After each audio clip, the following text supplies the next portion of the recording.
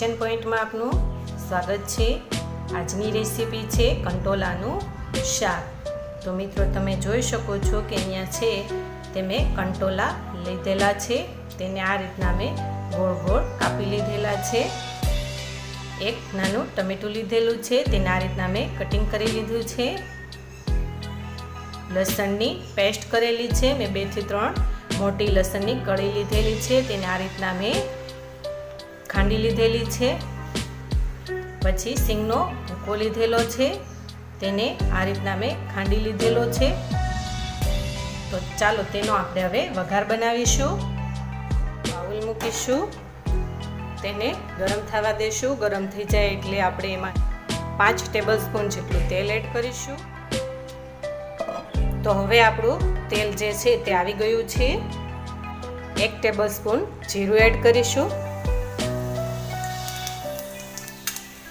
1 tablespoon હિંગ add કરીશું, 1 tablespoon હળદી powder add કરીશું। હવે જે આપણે લસણની પેસ્ટ કરેલી છે તે એડ કરીશું। જે આપણે ટમેટા લીધેલા છે તે એડ કરીશું। ગરમ મસાલો એડ કરીશું 1/2 સ્પૂન, તેને આ રીતના હલાવી લઈશું।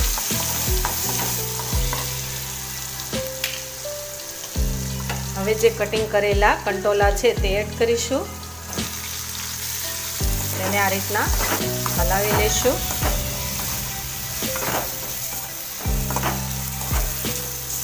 હવે તેના ઉપર આપણે 5 મિનિટ જેટલી ડીશ ઉપર મૂકી દઈશું, જેથી કરીને આપણું શાક છે તે સરસ મજાનું બફાઈ જાય।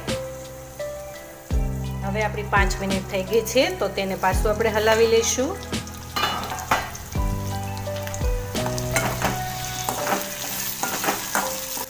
હવે આપણે જે સિંગનો ભૂકો લીધેલો છે તે એડ કરીશું।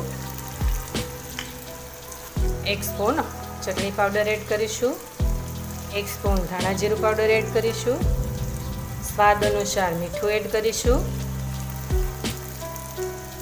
તેને આ રીતના હલાવી લઈશું। 1/2 સ્પૂન લીંબુનો રસ એડ કરીશું, 1/2 વાટકી પાણી એડ કરીશું, જેથી કરીને આપણું જે શાક છે તે સરસ મજાનું બફાઈ જાય।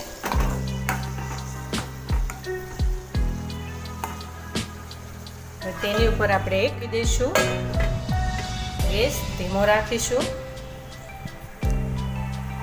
ડીશ ઉપર પાણી એડ કરીશું, જેથી કરીને આપણું જે શાક છે તે સરસ મજાનું મીઠું બને અને નીચે આપણું શાક છે તે પણ દાજી ન જાય।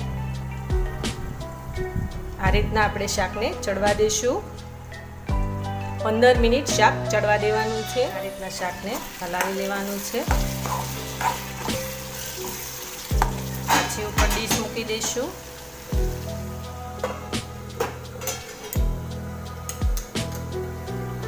આપણી 15 મિનિટ થઈ ગઈ છે, તો શાકને જોઈ લઈશું।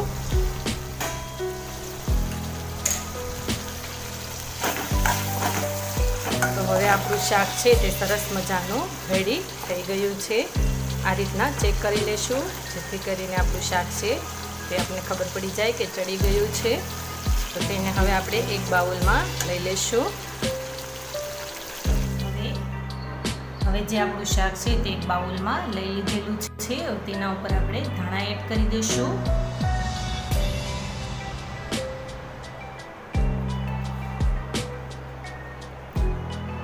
તો મિત્રો આ રેસીપી તમને ગમી હોય તો લાઈક કરજો, શેર કરજો અને સબસ્ક્રાઈબ કરજો।